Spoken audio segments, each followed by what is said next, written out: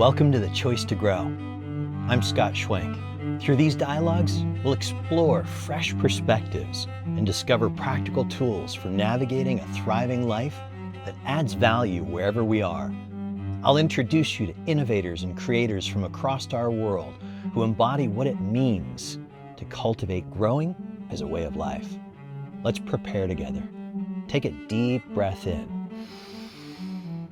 Hold the breath briefly as you soften your shoulders and soften the soles of your feet and palms of your hands. Then exhale like you're releasing tension and setting down a heavy burden from every cell. Now let's dive in. Welcome everybody to The Choice to Grow. For those of you who've been following along for a while, thank you. It's the collective that is forging the way ahead, not any one individual. So your participation as a listener is huge. And thank you for sharing the show. My next guest understands this and understands this very, very deeply. My next guest is a native of Hawaii and comes from a very long lineage, an unbroken lineage. Keoni Hanalei is Mū-Hawaiian cultural practitioner. We'll discuss what that means, Mū-Hawaiian as opposed to what we might call haole or PŌHALA, who thrives, he literally does thrive, on the island of Maui, Hawaii, raised by his traditional Hawaiian grandmother, and I'm going to do my best with the pronunciation, let me try this, Kauike Onalani, that's his grandmother. Keoni inherited, this is a big deal, a rich legacy that spans an incredible 1,017 generations, and they know this because the names are all listed in a particular generational chant. So they actually know this specifically. And over 20,000 years of ancestral knowledge that's available. So this vast heritage deeply informs his body of work, which includes the sacred spinal technology known as ulu, which is the healing properties of botanical fern medicine. That's how I first encountered his work. And the profound spiritual teachings of ALOHA MΑ. His cultural practices also includes operating a Hawai'i-based apothecary called PŌHALA. So I first encountered Keoni's medicine through my friend Lori Westfall, who grew up in Hawaii on the Big Island. And she sent me a bottle of really an incredible fern medicine that had many ferns in it. I don't remember the name of it. It's in the other room, but had many ferns in it. And so I worked with it for a while. And then I've been following Keoni's work and his things he has to share and say and reflect on, including his wonderful silliness and playful fun, which is so delightful on Instagram. So without further ado, Keoni, brother, thank you for being here. Aloha, mahalo. Aloha, Brother Scott. Thank you so much. And you did great, brother. Kauiki Onalani. Yeah, that's a feat to, pronounce the Hawaiian names, and you did really well. I also want to say, brother, you have such a great way of expressing someone's biography. I've never heard my biography shared in such a way. You create some sort of relationship to it, which just speaks volumes about perhaps the integrity of the person that you are and how you connect to people, which just makes me even more excited to have this conversation with you, brother. That's a really great diving in point. The relational quality, the relationship, not just with a person who I prefer in this moment and I'm interacting with, but like, what is my awareness, our awareness of the interconnectedness of all of reality in a real down-to-earth, moment-to-moment way in terms of how it shapes how we make choices. Whether it's like you're walking on a hike or I'm walking on a hike and I see a beautiful stone or something. Do I just jump from my colonized mind to just pick it up and take it because I think it's cute or pretty and I want to put it on my altar? Well, what work was it doing where it was? And what am I aware of in terms of leaving something that's of great value in its place if I get permission to take it for a little while? Thoughts about any of that?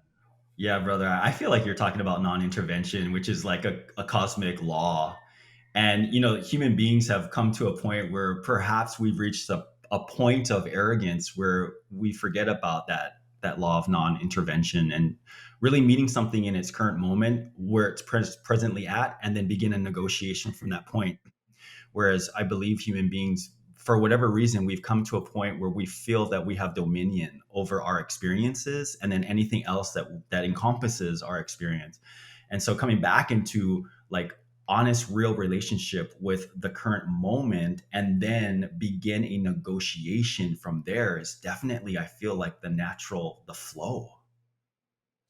Inherent in negotiation, what I feel as I listen is two things. One, I was raised by a mom who was a corporate trainer by training, who really cut her teeth without a degree and worked her way from being a secretary on upright. And so she taught what was called the Harvard Negotiation Project's work. And so there's a view that the mind can have, especially in this current business-minded hustle culture, of what negotiation looks like I'm going to try and get the best deal for me, and then I'll give you some. But inherent in negotiation is the ability to know nothing, be receptive, and deeply attune and listen. Hmm. Yeah, that's beautiful, brother. And oftentimes when I say the word negotiation, because it's like a buzzword, right, in the corporate world. But for me, negotiation is all about introduction, to make a proper introduction. For instance, when I'm foraging and I work with the ferns and I play with the ferns, I always introduce myself every time. And then I pause and allow the ferns and whoever I engage with to introduce themselves as well. Because we got to feel too, we're always refreshed at every moment. We're refreshed, right? We're never really fixed. And perhaps that's one of the illnesses of the modern human, is that we somehow lock ourselves into personalities rather than being able to be refreshed and then reintroduce ourselves from time to time or at every moment. In fact, like my grandmother Koiki Onalani, that was one of the greatest things that she would share with me. She would say, "Boy, don't assume we know how to love you. You get to teach us. Don't assume." Oh, Yeah, yeah, feel that. whoa, let's just pause on that for a moment.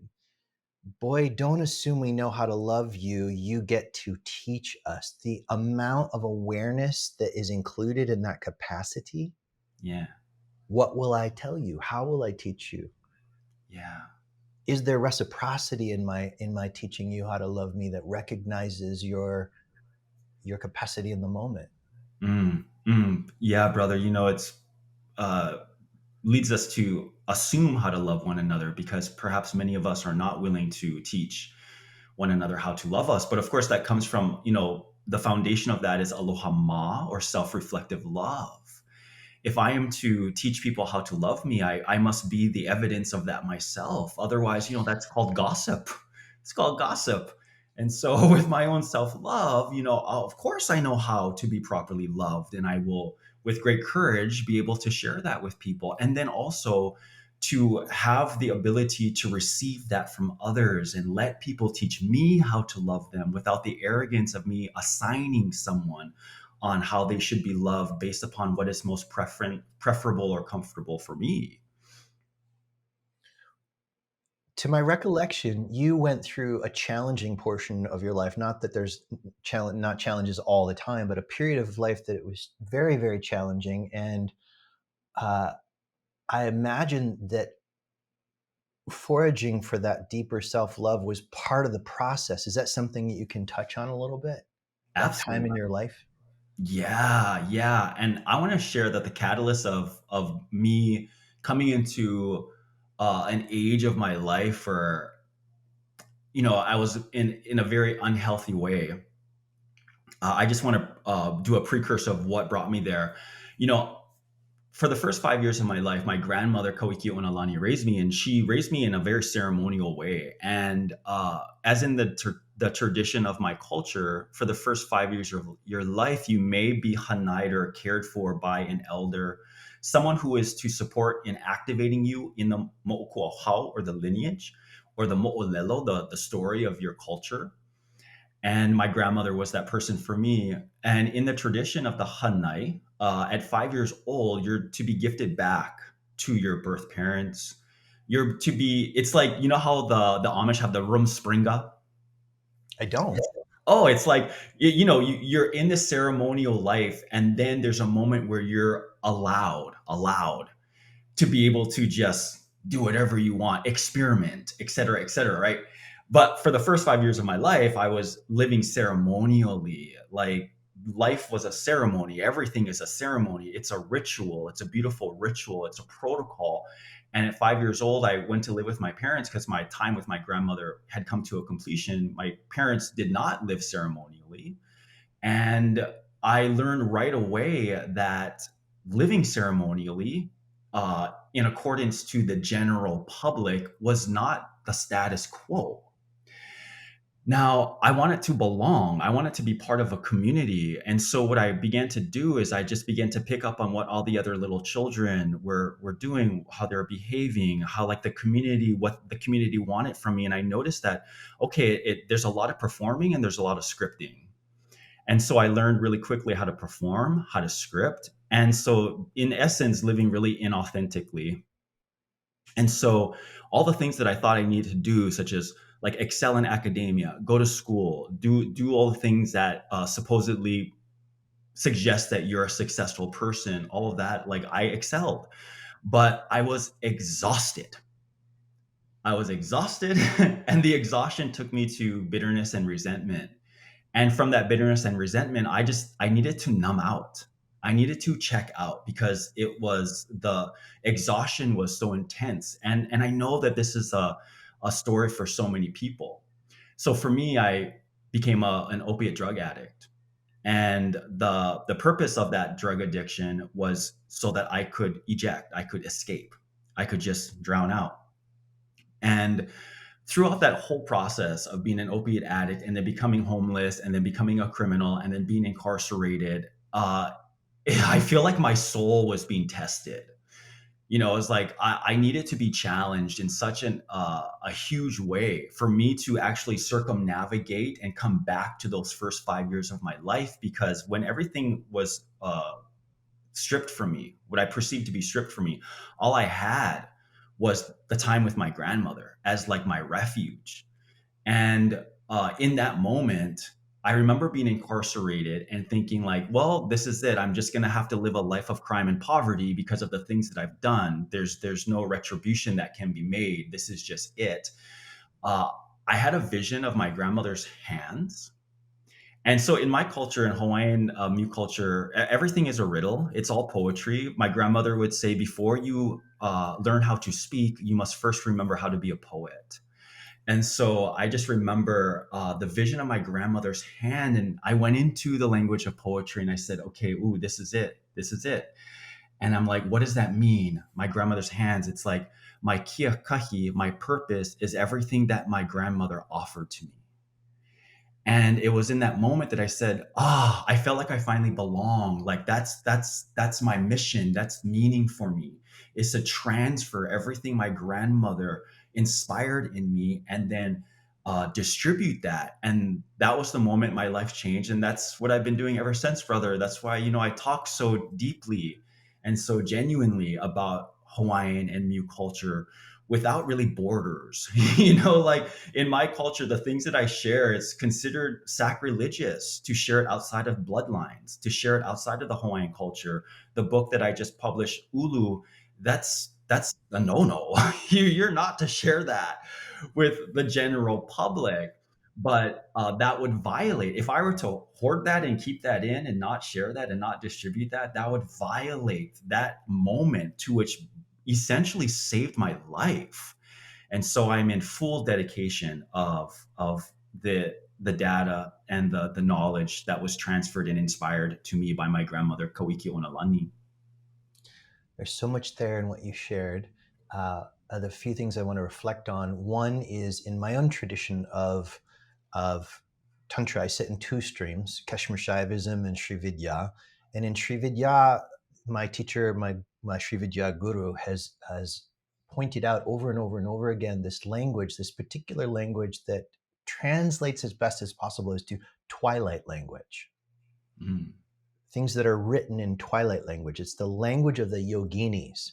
And yogini, even though that's a feminized version of the word yoga or yogi or yogin, it doesn't imply gender of the person who's attuning. Mm-hmm. So this twilight language, so many things are expressed in the writings in twilight language. So I imagine there's a similarity or correlate in Mu culture where things are actually very, very secret and powerful, but they're actually hidden in plain sight.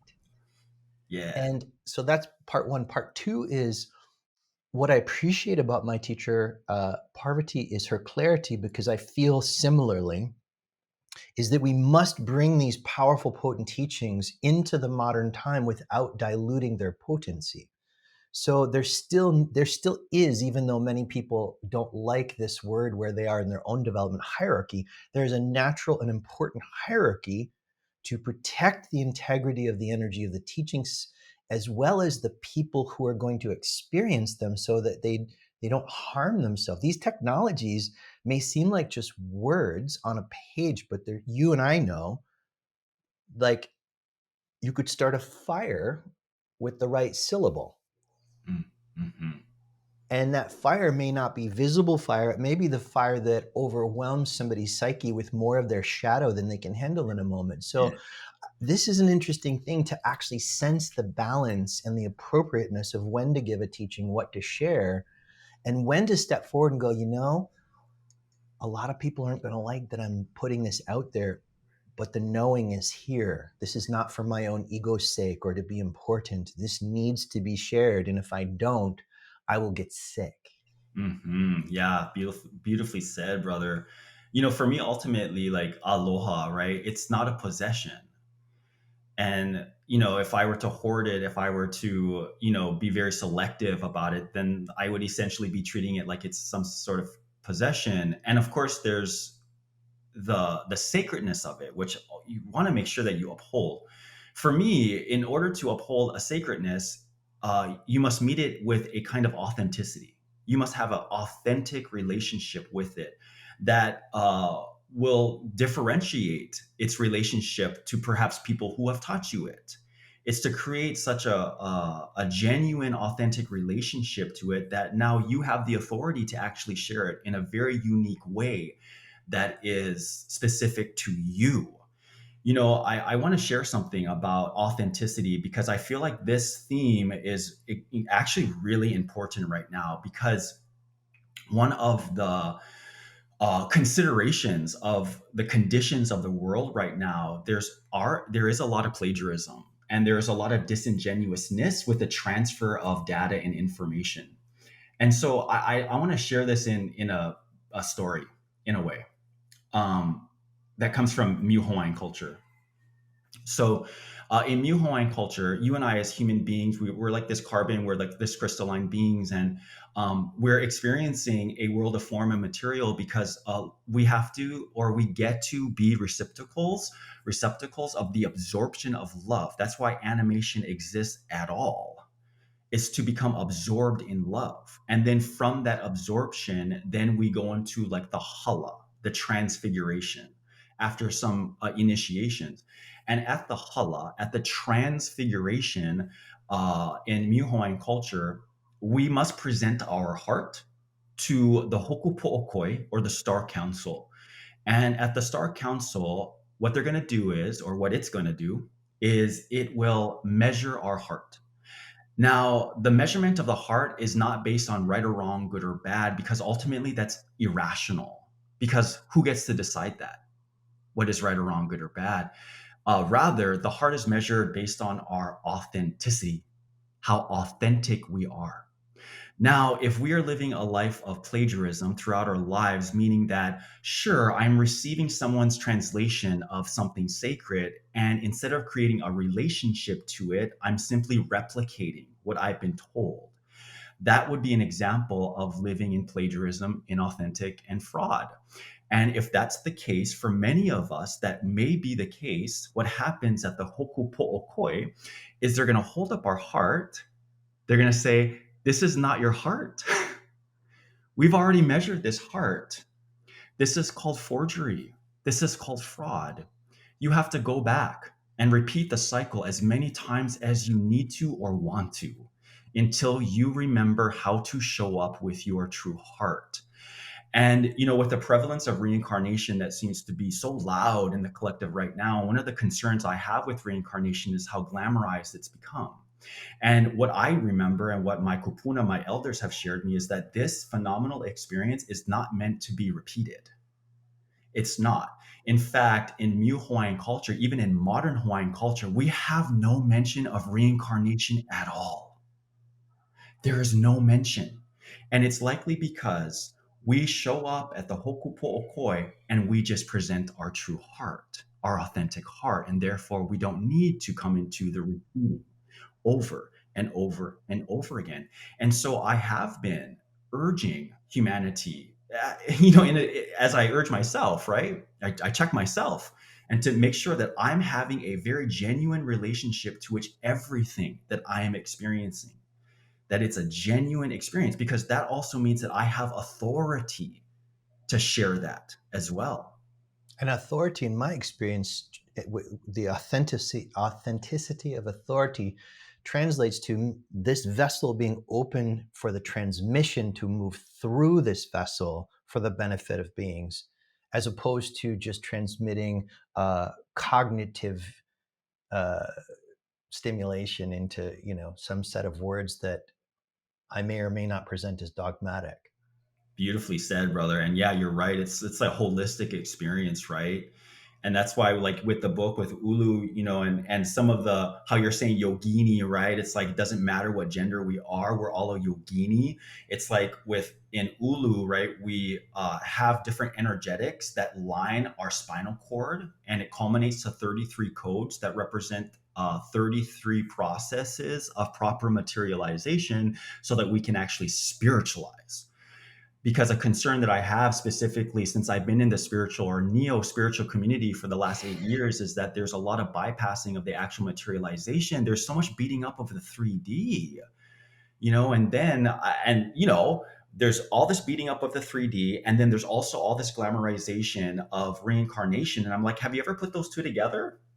Yeah. Yeah, maybe. Vertical and horizontal, above, below, all dimensionalities. And I have to keep checking myself to go, in any way in this moment, am I avoiding form? Am I acting like form is other? Yeah. If it's true what the Heart Sutra points out, that form is emptiness and emptiness is form, but when do I get about recognizing this with my body, in my body? The Vedas say if you can't find it in the body, you can't find it anywhere. And I feel like this might be what you're pointing us towards when you talk about, and I would like you to unpack in a way that ordinary folks can understand. What is materialization? Is this like what the Sanyel and Linda Groves Bonder, who will be soon on the podcast, talk about waking down? There's waking up and then there's waking back down. Is that materialization, or is that another movement after we've materialized, spiritualized, and then materializing in a new way? I love that, brother. And if I go astray, just remind me that going down, because I do have something I want to share about that. But first, with the Iwi Kuomo'o, with the spinal cord, and what proper materialization is it's simply completing the animation of the self, completing it. That's all. Jesus on the cross said, "Tetelestai," it is finished, it is accomplished. And so completing the materialization so that we actually qualify for spiritualization. And break it because down even more simply, like somebody who maybe they've done a bit of meditation on Headspace or Calm, they've done a little bit of breath work, maybe they do cold exposure, and that's about it so far. So when we're talking about what do you mean? Like I have a body, I can see it, I can touch it. It hurts if I smack it, and it feels good if I touch it nice ways. What more is there for me to materialize? Yeah. Well, one of the ways that that can be maybe affirmed, right? That proper materialization is affirmed is the selecting and the choosing of the self. That the self is selected and chosen. It's I love to reminisce that the main plot or the theme of every single story in history is I want to be the chosen one. And because many of us are not choosing ourselves, we're in this saga of earning, earning, earning, which actually takes us out of our body because we have to project of what we need to be. And that's very And we're continuing to live from something's wrong, something's missing without realizing it. So we'll continue to have the experience something's wrong and something's missing. Exactly, brother. And so there's a lot of ejecting of the self for the purpose of being within the self. So it's actually a little irrational. And so, like with that earning, right? That earning fascination, for me, that's the actual definition of patriarchy. It's to earn. Ooh. You got to earn everything, including earning your belonging. And that's why I went into exhaust, is because I'm like, okay, what do I have to do? I remember waking up in the morning and being like, all right, what do I have to do and who do I have to be to belong today? And then being like resentful of that, even though I was excelling. And Yeah. so earn to the point of exhaustion, bitterness, resentment, where now we're just checking out. That's why I feel human beings in patriarchy can be so sterile, how we're not truly connecting with one another because we're not even present. We're actually projecting or trying to predict what we need to do next. That's also one of my contentions a little bit with astrology, is that for me, astrology is not about prediction, it's about potential. But a lot of people resource astrology like predict. I got to predict. I'm like, wow, you're not in your body. And one thing that happened maybe a couple of years ago is the waters on Maui, all of a sudden it turned fuchsia. It's very interesting. They turned fuchsia, right? And then till this day, the scientists cannot confirm, right, what that was from. They thought it was an algae bloom, et cetera, but there's nothing that was conclusive. And so I was like, well, I'll find out for myself. And I went and I touched the water and I spent time with the water. And the water didn't necessarily reveal what it was, but it revealed that it had a message. And the message is, you humans exist 5 seconds into the future. And that is catastrophic because as a collective, we are not present.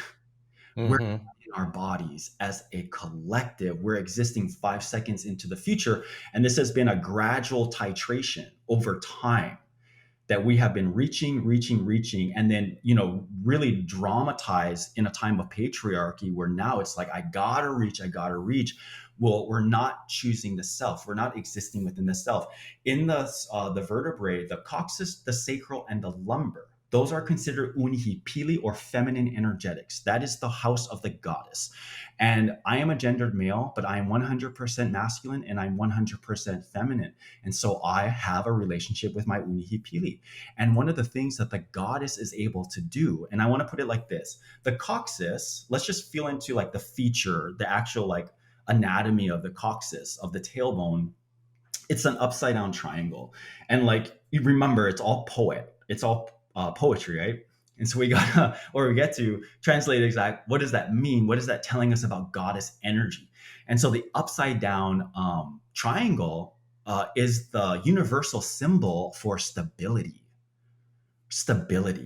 And And it's for the cosmic womb, the birth of beautiful. any form of creation. Yeah, brother. And so let's feel into stability as coming into an actual assembly of the self. We're Mm. coming into the assembly of the self. And that's why it's called, Earth Mother. It's the goddess that actually grounds us in our body. And so if I'm rejecting the goddess, then I don't have the ingredients or the nutrient that actually brings me into the stability of my body. And I want to say with stability too, because sometimes when we bring up that word or the energy of the word stability, it can feel fixed. And, I also want to recognize that, of course, we live in a very mutable world. And especially when we're refreshing ourselves over and over and over again, and we get to introduce ourselves. But stability, in a way, another way to share that is coherent. We're Mm. coherent. If I'm not in the stability of my unihipili, my goddess, I'm likely fragmented. And the problem with being fragmented, especially if now we have a masculine that's orphaned because a feminine is not giving it proper instructions of why it belongs, then I'm, of course, then going to need to earn that. Fragmentation is just that. Everything is shooting out of me, so that's where I'm going to go. That's the trajectory of where I need to be. And then I'm now accumulating what everyone else is telling me who to be.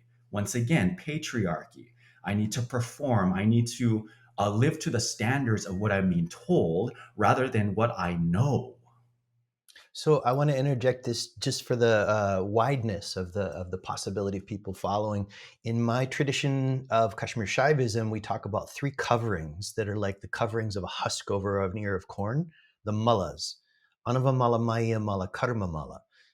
Anava Mala is the root of it, the root covering, this root sense of something is missing or wrong about me. Like there's something fundamentally flawed about me. I believe it's a correlate to this illusory notion of original sin in some sort of a way. This sense of being flawed gives rise to the next covering, which is Maia Mala, this false sense of separation from everything, including my own sense of belonging and self. And then that gives rise to Karma Mala, the sense of I'm the doer. If anything's going to happen, I have to do it as a separate agent. Wow. Yeah. Yeah. And then also like with you, right, sharing that also like the potential of exhaust that many of us are experiencing as a result of that. Right. And then with the goddess energy and coming into that Unihipili vertebrae, right, feeling the grid, the actual grid, and then feeling so incredibly supported. That's why goddess energy is always commonly referenced with community. It's because, when I go into a sacred prayer that's been taught to me by my grandmother, and it's repeated verbatim for 20,000 years, the Unihipili, that feminine energy, is actually referenced as the leader. It's the leader. Masculine is hero. Feminine is leader. Now, that to which distinguishes a leader, because of course, in today's kind of like context, leadership is kind of erroneously translated, in my opinion. It's like someone does everything, everyone stands behind them. It's kind of like, it's a kind of tyranny. You know what I mean? That's not a leader. The goddess within me shares that the leader is one who knows how to delegate, and then that we distribute, right? And therefore, I don't feel that sense of exhaust because I'm truly tapping into the grid where there are endless resources. And the most important thing too, when the feminine affirms that distribution and delegation, is I'm once again reunited with the notion that I am the resource as well. And then I can also harness the power of myself as a resource, so I'm not outsourcing myself, which I feel is so important now with transhumanism. And one of the reasons I feel like transhumanism is very seductive is because many people have forgotten how to resource themselves. And so there's a lot What is transhumanism? What do you mean by that? I would The say way you that say it. transhumanism is the encroachment of the AI and the outsourcing of the organic human agency in favor of a synthetic dominion. Okay. Thank you. Yeah. Some of the things that are really like probably super familiar to you, I'm keep noticing, okay, people can get this, but we need to like create a little more bite-sized pieces from here and there and see what Sure. it And is. specifically because transhumanism it's new. It's Yeah. perceived to be new. It's something Or at that's least in this era, I mean, I can't prove the validity or the actuality of these missing continents like Dwaraka, Mu, Atlantis, or anything else. And it seems from the stories that I've been reading and hearing for this lifetime of 53 years that in Atlantis, or at least if it was a myth, the myth of Atlantis trying to teach us the dangers of outsourcing power to fixations and rigidities like so-called computers or Mhm. whatnot, and losing, and we're seeing it in brain scans and we've barely had AI, but brain scans of people who regularly use ChatGPT to solve their life, Right. the brain is like quickly Mhm. like not turning on in certain key areas. Yeah, it's degenerative, most certainly.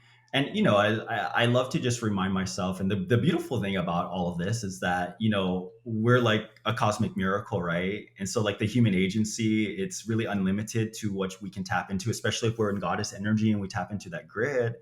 And so once I begin to favor something else outside of myself, then I'm always going to be reliant on something else to dictate and determine, right, my next move, who I am. That's sort of the spell with transhumanism, because with transhumanism, there's two things that come up for me. And when I observe, I'm like, wow, this thing is really taking off. Like people Yes, it is. do this, It's right? well funded. That too, brother. Thank you for sharing that. But two things that I notice of why people are like going into it. You brought it up with ChatGPT is it's comfort and convenience.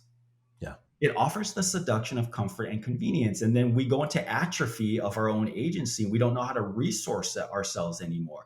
We It's no the longer, illusion of knowing, right? The illusion of knowing.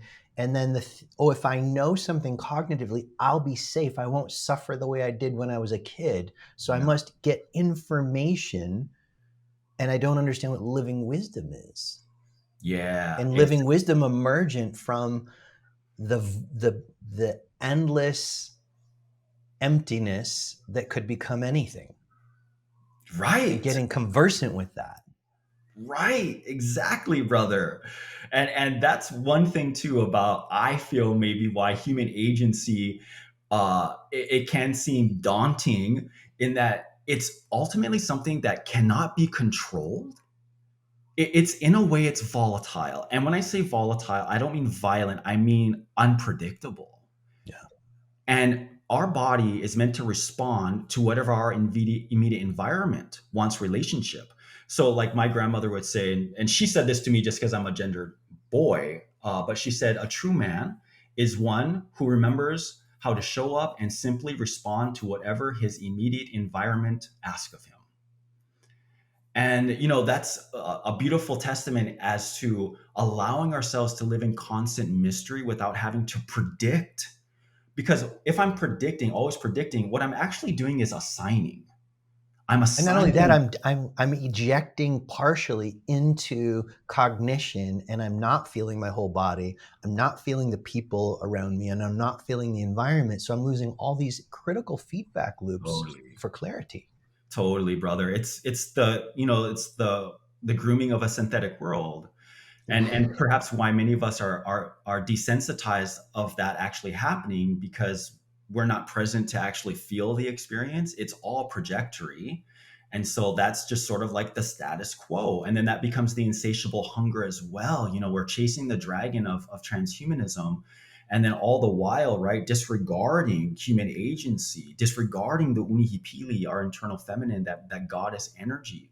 And then we're leaving our masculine to feel orphaned, and that can be very problematic, because perhaps what may happen with an orphaned internal masculine, and this goes for our gender sisters as well, is that it comes into a world of catastrophic defense. It's just, I got to defend. And then the same thing with predicting that harm will always happen. So we're constantly in defense there. With patriarchy, something that like feeds patriarchy is this notion that our lives are always in imminent danger, always, including if I feel inconvenienced or uncomfortable. But that is not true.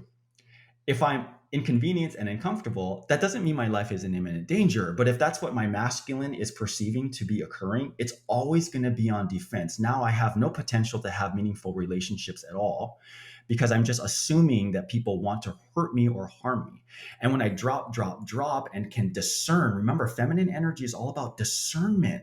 And of course, with discernment, we must first be present to actually recognize the grid. Once I recognize the grid, I'm like, oh, I'm just uncomfortable. This is Right. And when you great. say grid, just for you listeners, the grid, I believe you're pointing at the awareness of how all of existence near me in my proximity is coming together. That's the grid, is to recognize that interpenetration and how form is showing up, so that I can, as your grandmother is teaching us still now, be able to fully respond skillfully with coherence Mm, to the mhm. needs of the moment for the highest good of everyone involved. Beautiful, brother, and thank you for bringing in that coherence piece, especially with the symbol of the upside down triangle. Yeah, brother. And if the saga for us human beings, and this was certainly for me when I felt so separated, was that I don't feel I belong, right? It's like when we tap into the grid, it's actually, if we want to go into the mind here, it's irrational to feel like we don't belong. It's irrational to feel alone. Once you're in the grid, you're so suspended in the totality of a universal experience. It's like regenerative energy. It's so nourishing.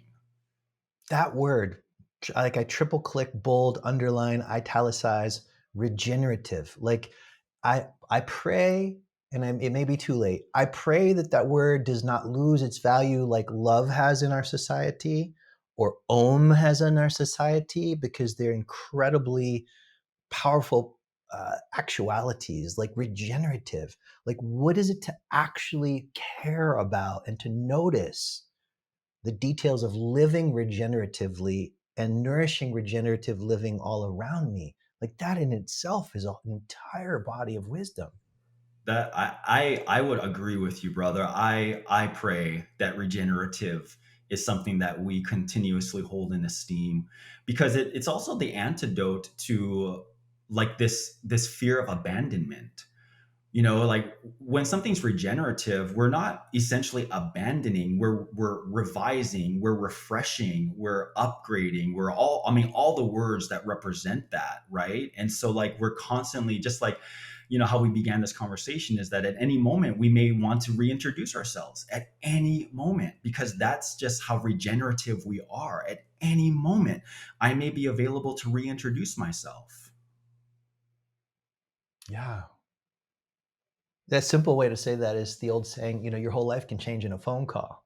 And I remind myself of this as best I can often, especially before I leave the house. Most of my day is here at this place where I've lived for 20 some odd years. It's gridded, it's beautiful, it's a sanctuary.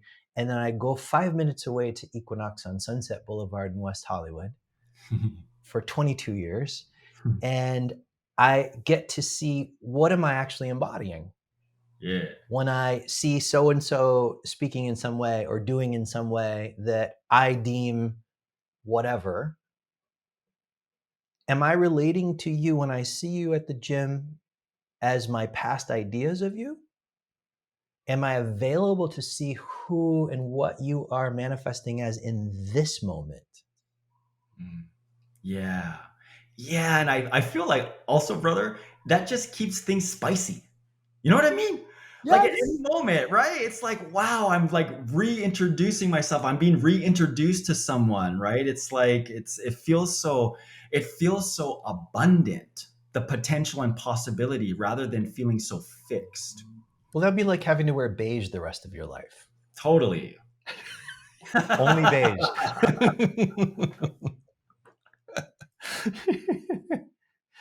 I would definitely maybe even just, not that I'm into self-harm, but poke myself to get a little red blood on there, just to be different, just to have some creativity, or Yeah. roll around in the dirt.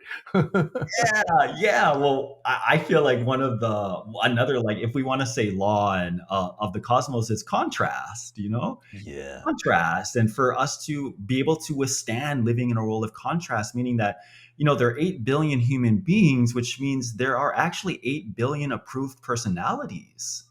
And can we withstand the contrast of that, or do we need people to assimilate to make us feel more comfortable? And what's the infrastructure that helps us to grow into our capacities, or to remember our regenerative capacities, for flow, for collaboration, for being with difference and contrast, which is not collapsing into people pleasing, which is not collapsing into uh, giving up sovereignty at all. Say a little more about all that. Well, And probably this fits right into the ulu, the spinal technologies, like to awaken these memories and these teachings vertebrae by vertebrae, or however one gets there in their path, to go, sure. And hmm. this actually brings us to, how you're sharing about, it's moving down, right? Can you just give us Yeah, another? yeah. So there's different ways to view this, right? So one view of, when we talk from the system of Kundalini, this one of the names for the goddess energy, or the force that creates, sustains, and then dissolves the creation back into its free possibility, cosmic soup, Kundalini. So it rises and then it descends if all goes well. So we were waking up. The first experiences, and many people are having these beginning awakenings, like the ability to witness my thinking. Oh, I'm having these thoughts. I'm not my thoughts. This is just a very, very light beginning, even though it seems like a really big deal when it's happening newly. And then, but can I actually come from it? Or is this just something, are these awakenings from however I got there, my plant medicine situation or giving birth or whatever, something I just talk about over my chai turmeric latte on Abbot Kinney in Venice? to gain cachet in a conversation? Or is it something that's informing how I'm showing up when I get a bill that's more than I have money to pay? Yeah. Or when my friend is unable to manifest compassion when I'm really suffering, or whatever? Like, can I live from the thing? So waking up, waking down, and then there's apparently a rise again. But, Mhm. we don't want to get lost in projecting a rigidity about how energy moves, because one of the things I'm continually sometimes smacked around to notice, and hopefully more often tickled into noticing, is energy is supremely creative Yeah. and can manifest in unexpected ways, whether that's awakening in unexpected ways, Yeah. whether that's whatever, Yeah. whatever. So waking down. Yeah, which also what you just shared too speaks into like the elegance of contrast as well, right? And endless possibilities based upon the centerpiece to which is experiencing that, which is like quantum energy, basically. But with that waking down, um, so in the EV Kuomo in the spinal cord, we have 33 vertebrae that correlate to 33 potential codes that support us in proper materialization. In the coccyx, the sacral, and the lumbar, those would represent our feminine codes, and that if we can activate those feminine codes, there's 14 codes within that feminine vertebrae, then we can move up properly to the thoracic vertebrae or the masculine. And so the goddess actually, it's recommended to be established so that we can actually have relationship with our thoracic vertebrae or the masculine. There are 12 codes within the thoracic vertebrae, which are called the 12 actions. And the reason they're called 12 actions is because once we are established in goddess energy, we now get to create infrastructure. That's one of the codes of the masculine, is to create the infrastructure of our lives. We can even see the symbolism of the thoracic vertebrae that distinguishes it from the other chambers, is that this is where ribs branch out. Of course, ribs represent protection, perhaps, but also infrastructure. And so Mm. 12 codes represent how we can play with actually cultivating our lives in a livable way. What does my life look like, sound like, taste like, feel like? Now we're beginning to play with animation, play with the animate world. When we go up to the cervical vertebrae, which are 7 codes that extend from the neck, and then also it encompasses the skull. So it does hold the codes of the brain glands and masses. So we are talking about the pineal and the pituitary gland, which would be considered the Aumakua vertebrae, which is the holistic self. That is when feminine energetics, masculine are now in relationship where they are indistinguishable. The actual definition of holistic is no one part is explicable without referencing the whole. And so now we're living holistically. Now, what I'm getting at here is that the very opening, if we're moving up, the very opening of the cervical vertebrae, which is C7, is a code called involution. Involution, which is the opposite of evolution. And the code of involution and why it opens us to our holistic self is it literally says, there's no more growth to be made. There's no more growth to be made. It's time to Mm. make an assessment of who you are. And so instead of reaching, right, we're accumulating, we're playing. Now in involution. So like that waking down, we're involving, we're getting to the very centerpiece of who we are. And now we make an assessment. This is who I am. Now, this is a very sophisticated protocol because the vertebrae that follows C7 is C6. And the code of C6 is song. Song. And I love that when you go into the cervical vertebrae, it's all poetic. So you're gonna have to be able to speak riddles at this point. But if you are fluent in your Unihipila and your Ohane, not a problem. I can speak the riddles now because I am holistic. But C6 song is this is the at least my translation, because I always love reminding people, create your relationship with these codes, right? Like it's got to be personal to you. And fresh. Yeah, yeah. But for me, C6 song, now that I've made an assessment, can I express that? Right? Because remember what my kupuna said, you get to teach us how to love you. And so from my assessment, where I'm no longer reaching, accumulating, saturated, now I made an assessment of who I am And with song, I'm able to actually express that first and foremost to myself. I must believe in who I say I am. I need to believe that without needing reassurance from the exterior conditions.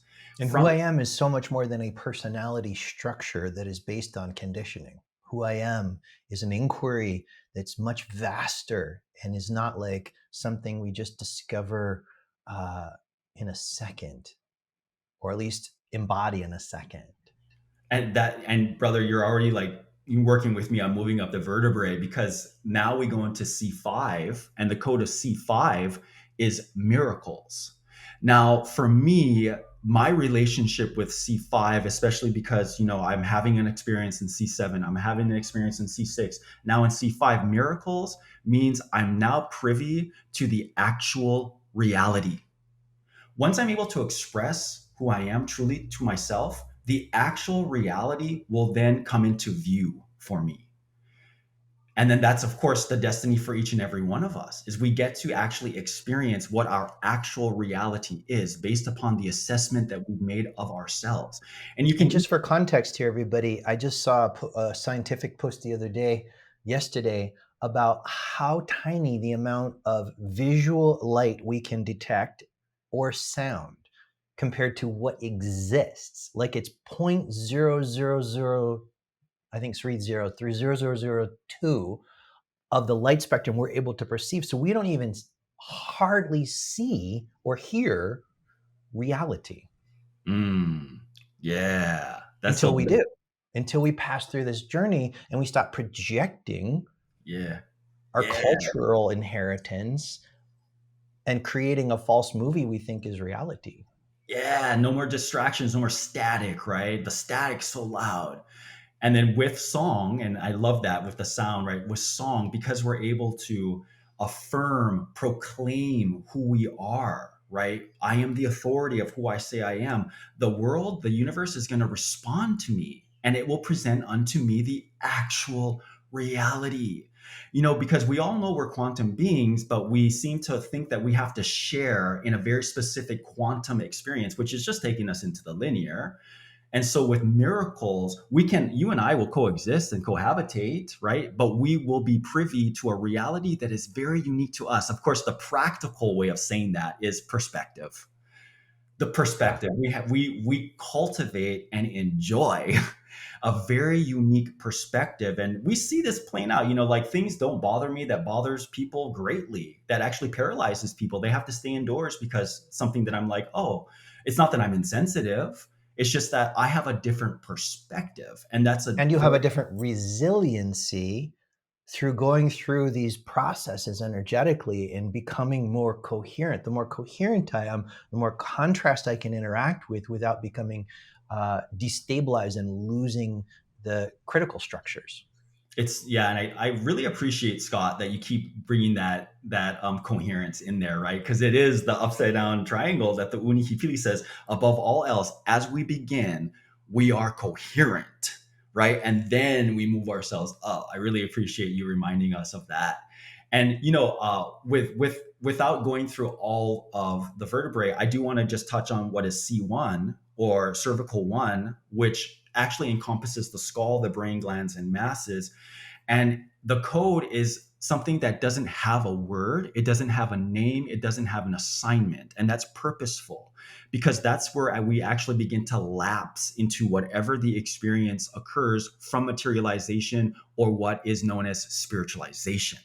And so C1 is actually what ushers us, because we've done the process of materialization, we now come into proper spiritualization, which another reason why I believe in, I remember my grandmother also sharing, like part of the reason why it does not have a definitive word is because uh, we should not know it, because we should not try to control it. It's something that just gets to be experienced and allowed. And so taking us into, and especially brother, when I go through all the codes, that's not going to threaten me anymore. Maybe, Mm. right? If I don't have fluency with the codes, I need to know so I can know how to control it. I need to know how to predict it. What's another word we could use, like metaphor, simile, for codes to help us all to get more of a sense, because some people are still hearing the word code, I can feel it right now, as Yeah, like a cognitive information, like a mathematical formula. And this is so much more, infinitely more holographic. When you say code, it's not a math formula.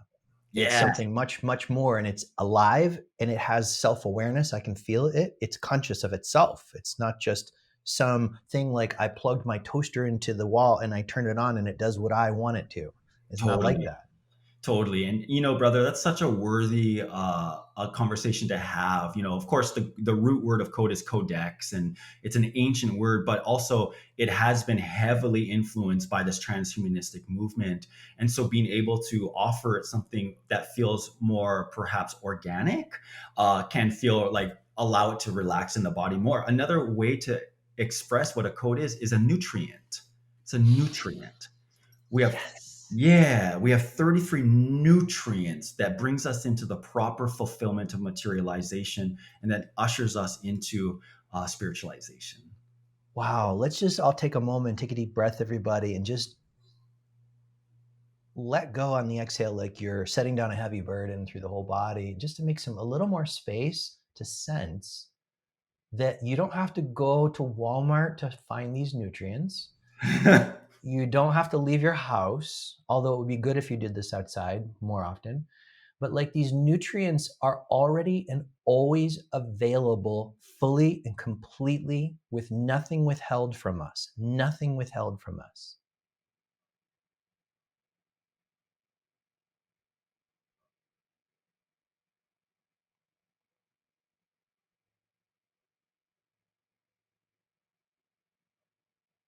And they set us up, from my experience so far, what I can tell, to be able to live the creative life as opposed to the pre-structured by the people I need to fit in with life, to where I can step outside of my 9 dots, if you know that exercise, or step outside, color outside the lines and be like, uh, well, for example, Akane, if I'm saying that properly. Mhm. So Keoni made a post a couple weeks ago, beautiful post of him and a dear friend. We see them, the backside of them, and there's a waterfall in front, and they're in Hawaii, and it's clearly an immersive experience in the nutrients Mhm. that's also shared and being witnessed, collectively witnessed. And they have their hands on each other, and this beautiful series of words. Go find it on his Instagram.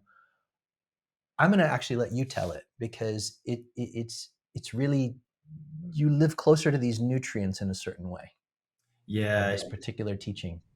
the traditional moe akane in Hawaiian culture is has been related to heterosexual gendered men who have no problem being affectionate with one another. And of course, that extends though to all our relationships. And ultimately, what it allows us to accomplish is to truly be available for others to love us properly, regardless. And of course, just like as my grandmother shared, we get to be the ambassador of that and be able to be so incredibly vulnerable, because that vulnerability piece with teaching someone how to love me also means that I'm simultaneously teaching someone how they can potentially harm me. And Mm. but that's the risk. That's the risk that we all Vulnerability. take. Yeah, and there's a beautiful quote, right, brother? One of my favorite quotes, and that is that true love is to allow someone to absolutely destroy me and trusting that they won't. Wow. Yeah. And so, with modern terms, a lot of people will want to say that the moe aikane in ancient Hawaii is a kind of form of bisexuality, of homosexuality. But what it actually tells us is that the ancient people had a different relationship with human nature. They didn't segregate identities in these very fixed and rigid ways. We were essentially very fluid in our ability to share and exchange love with one another, and how that love wants to be expressed in consent with any human being. And so the fact that, and the reason why I shared that post is because a lot of people were sharing, oh, so that's homosexuality, that's bisexuality. And me, myself, I'm homosexual. So of course I don't have anything wrong with homosexuality. But, I wanted to, in a way, defend it. I'm like, that's not homosexuality. Yeah. That's bisexuality. That's called I am human. as well. I think you know that. And at the same time, I live open to the question that there could be a woman that shows up in my life consensually who I am drawn to or have a feeling to explore something more mutually with, and I stay open to that. It hasn't arisen in any sort of a physical way, but I choose to remain open so that I can continue to grow Yeah. and Yeah. continue to be of greater benefit to beings. Yeah, most certainly, brother. I love that too. And, I share that sentiment as well. I'm just available to exchange in love and what feels appropriate in consent with whomever I make contact with. In And not integrity as well. right, right, with that integrity as well. And, that's why, translating the Moi Aikane in a modern sense. And in fact, if you even Google Moi Aikane, a lot of the scholars will even share it's like it's actually kind of impossible to translate what that means in modern context. Yeah. Because what Moi Aikane is actually revealing to us is human nature. It's human nature is to want to connect, to have loving relationship with one another. Because ultimately, this thing called war, this is a very modern concept. It actually really is. Maybe since the age of Aries that we've had this thing called the age of or war. Before that, we had such meaningful relationship with one another that's incomprehensible. In Mu culture, and the access I have with my heritage is we don't find war at all in Mu. And Mu culture, everybody, is pre-Polynesian. So some people might be going, "Oh, the Polynesians were a warring culture." This is a pre-Polynesian culture. This Right. is a very different time. It doesn't look like anything that the modern imagination might conceive. Yeah, thank you for clarifying that, brother. And that's also part of the connection that we have between the Pacific and the Indian Ocean is that the landmass or the culture or the essence of Mu actually extended from the Pacific, spilled into the Indian Ocean. And so there are so many correlations between India and Hawaii because we have an archaic connection because we once shared this landmass. And, many people will argue, right, that but if we do bathymetry, if we do the mapping of the ocean floor, there's no proof that any landmass has sunk. And I would say, yeah, absolutely. There is no landmass that sunk because Mu vanished. It vanished. And I know that this can be hard to wrap our heads around, but we got to think in terms of frequency. Because Mu, in the absolution of love, because that's its kiakahi or its purpose, is the absolution of love. That's why in Mu, we also come into materialization. We go from light beings into predominant crystalline and then carbon based. That's part of the materialization process. And through that process, what happened is we began to experiment with challenging love. That's part of the process as well. In order for you and I to be fluent and have authority of the completion of love, it needs to be deliberately challenged. There's nothing inherently wrong with that. But in that process of challenging love, we were no longer in the absolute resonance of love, and Mu began to vanish. And what I love about that idea, right? And that memory is that at any moment, brother, if you and I, right, reinstate the absolution of love, that culture, that essence will reappear upon the earth. And that's potentially what we get to experience at the point of spiritualization is In the an utter vulnerability, that is exactly why I knew and chose to reach out to you to be in dialogue on the show. Is for that actual thing. I was like, this being, I'm pretty sure he can do this, and I'm up for going for it. Let's reinstate this. Let's see, even just in this time period on this recording, let's just see how much love can be showed up with, for, from, and what arises from that, what can be played with from that. mm, I love that. And don't you love, Scott, that it begins with just the invitation, right?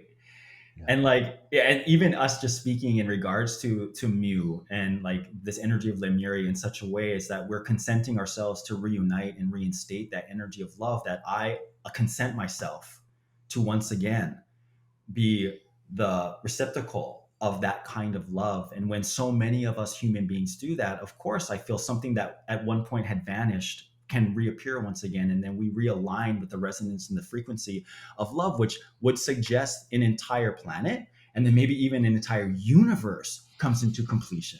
Mm. How does the songs that the teaching songs, the Twilight language that your tutu shared with you, talk about our place in the wider cosmos, this seemingly endless dimensions, universes upon universes? Like Earth is this little tiny dot in the end of a cul-de-sac in a galaxy, surrounded by so much infinitely more. Yeah. What does it say about this place even existing and how we got here, and what is our right relationship with the rest of the cosmos?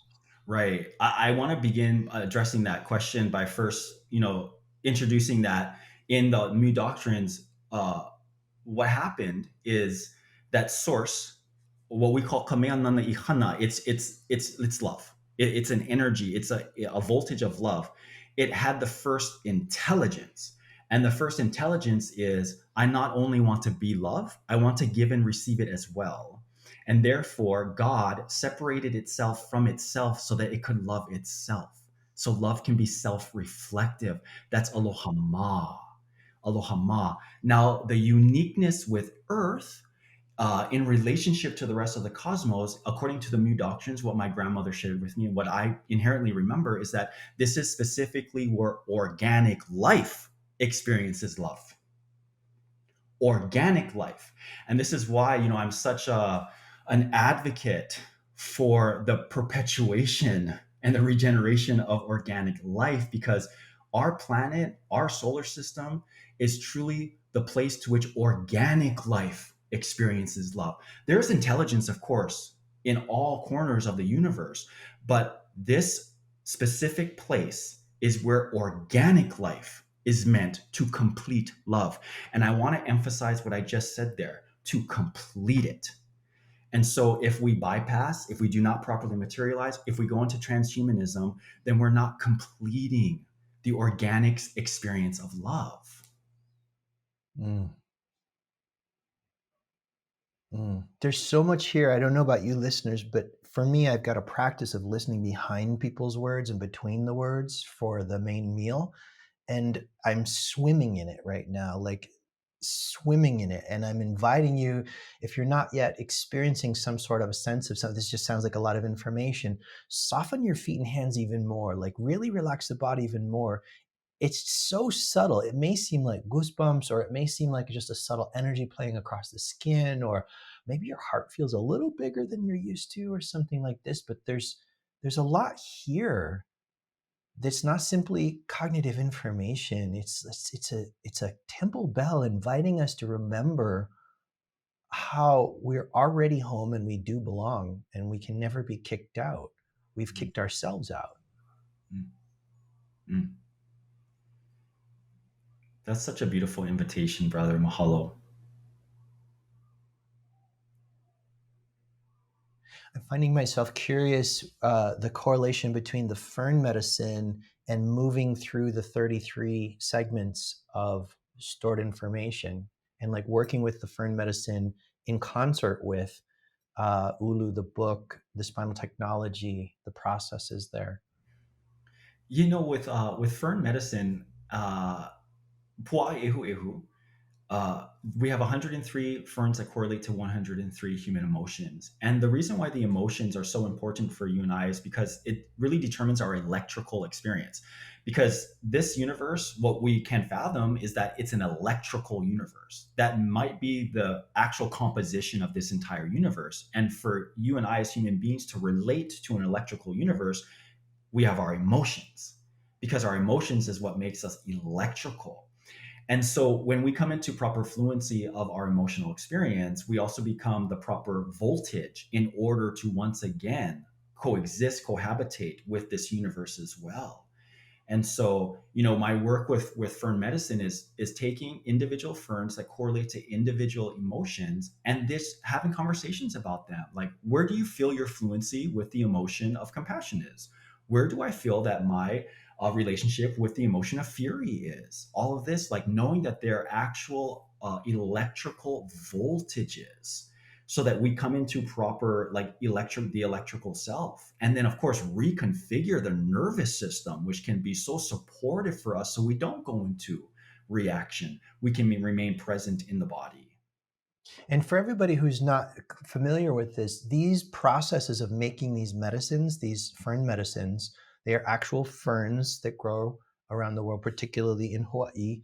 And they have to be collected at certain times for their essence to be most available. And to find out what time, one has to, one, be taught, but two, be paying attention. And these are not necessarily the most convenient times of day for the processes for the human convenience. Certain things have to be harvested at moonlight, like the Hermetic alchemists who are making formulas. They talk about making, now I'm forgetting with it. There's a certain sort of dew that you collect in the middle of the night, and it's like got this certain energy for it, right? So there's such an enormous process in any one vial of this medicine for Keoni to go through and have to put himself through to be able to have the interaction and bring it into a medicine that we can take and have an experience. Mm. Yes, brother. It's definitely cultivating a relationship with these botanicals. Of course, they're sentient beings, and I have some of these ferns. They're so rare, right? I have to go on foot, maybe like 20 miles, and then that'll be my whole day, right? And then I get there, and then I ask consent, and the fern says no. Yeah, yeah, yeah, yeah. Right, you got to go deep into acceptance, right? And the ordinary mind might go, oh, was that a waste of a day? But the extraordinary mind goes, no, this is part of a much longer process and everything is going well. And the 20 miles I went on and everything experienced along the way, if I was present, is part of the process of the longer cycle of what's unfolding, as opposed to my colonialized mind going, I'm going to go to this place, take this thing, I'm going to make the medicine, I'm going to sell it for X dollars, and I'm going to then go buy a Prada jacket.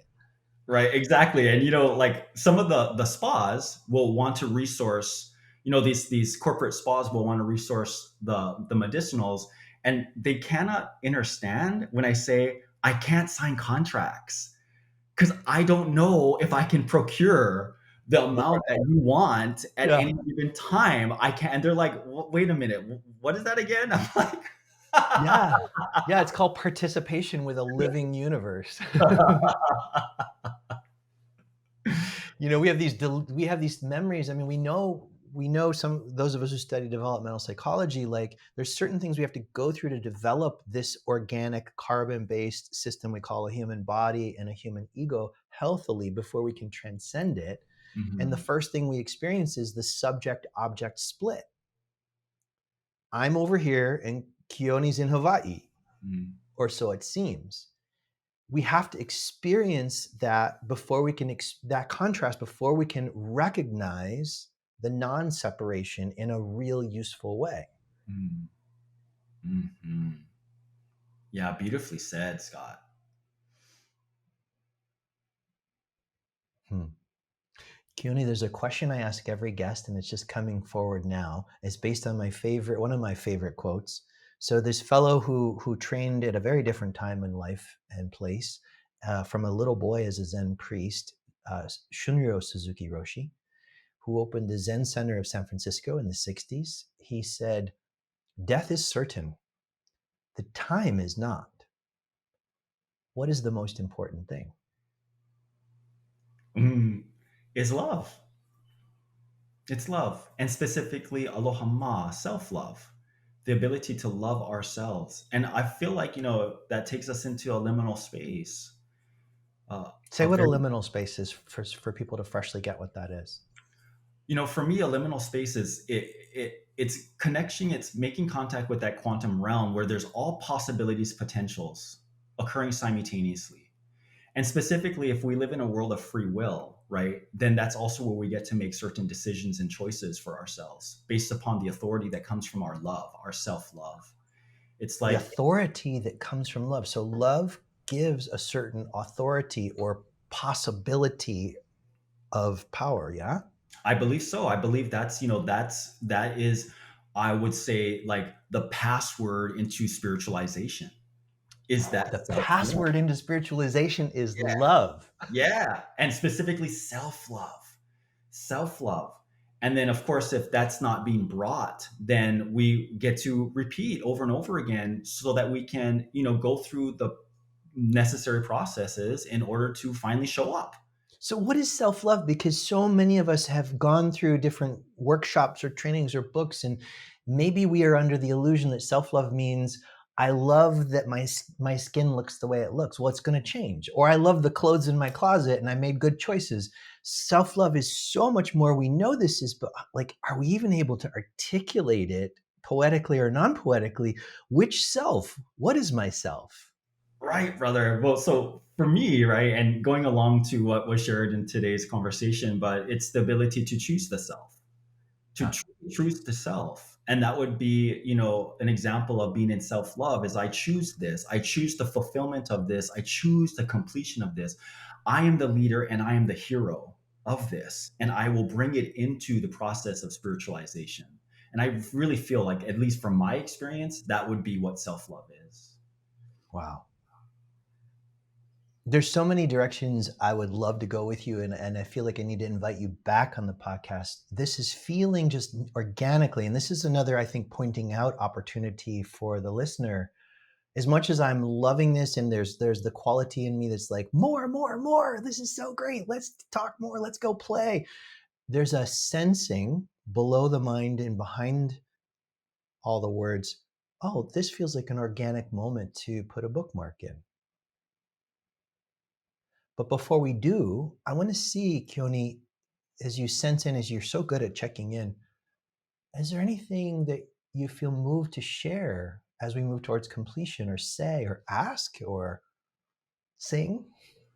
I just want to say, brother, I really enjoyed this conversation, and you have a really beautiful way of taking information and just creating an openness to it.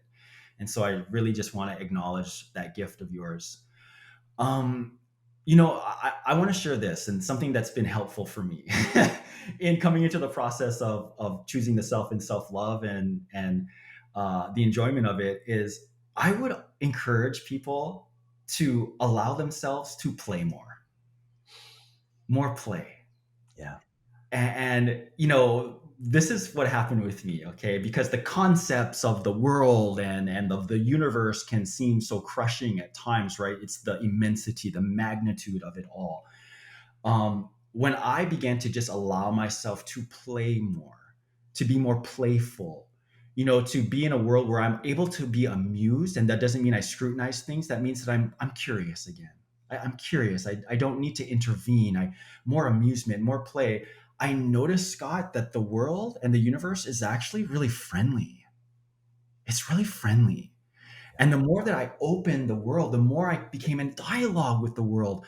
My ability to have conversations with the plants and the animals and the cosmos just exponentially opened up from that nutrient of play. And so I would love to, disperse our conversation today and inviting everyone into more and more and more play. The day that I believe it was the day that I wrote to you on Instagram to invite you to the podcast, I happened to be outside. I don't know if I was walking or just seated outside. And then I turned around to come up the short little steps to the doorway to the building. But before I did, I just looked down, and there was an owl feather Mm, just right there, like perfectly placed. mm, For me, these seemingly little things, when I'm not filling my attention, forget about what with, they're everywhere. Like there's constant guidance from this from existence that can offer leadership into greater coherency, and coherency leads into love, and love leads into all sorts of wonderfulness, and play greases the tracks. Play, in my experience, is giving and receiving without an attachment to an outcome, and in that mood of curiosity, like yeah. anything is possible, and let's just go for it. Yeah. Yeah, I love that. Greasing the tracks. Yes, brother. I could talk with you forever. May many more dialogues unfold. Yeah. Thank you so much for being here. And everybody, we are going to, oh wait, before we wrap this up, so we can find you best, like the offerings you'd like us to most know about, for sure. The book Ulu, self-published, but you can get it on Amazon. And we have that in the show notes for you to look at. Can people mentor with you, or is it more of class type situations? Like, what's available in terms of studying and learning and materializing and spiritualizing with the guidance that comes through you? Yeah, mahalo. Thank you, brother. Well, I offer a free virtual membership for Ulu that everyone's invited to, and I have sporadic live ceremonies from time to time. I also have an entire database of going through the nutrients of the spinal cord. And so if it's something that you find interesting, this conversation really, activated you in a way, I have further support for you in that free membership. If you browse my website, PŌHALA.net, there's just a whole bunch of information, including, a lot of the work I do with ferns and ways to which you can work with me privately. I'm not actually hosting any private mentorships right now, but I am facilitating lots of virtual courses where I dive deep into such an array of different things, and would love your company. So please join us. Wonderful, wonderful. So as become accustomed to doing, we're going to be together in stillness and silence, everybody.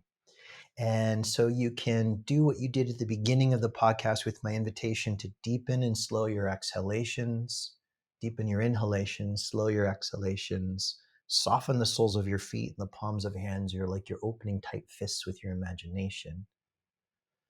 See, feel, or imagine that you are held irrevocably in the arms of love itself.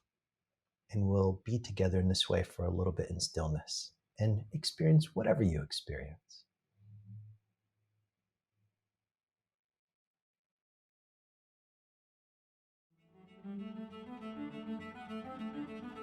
Loving the episode? Click to follow, like, and share it as widely as possible. Want to go deeper with the choice to grow?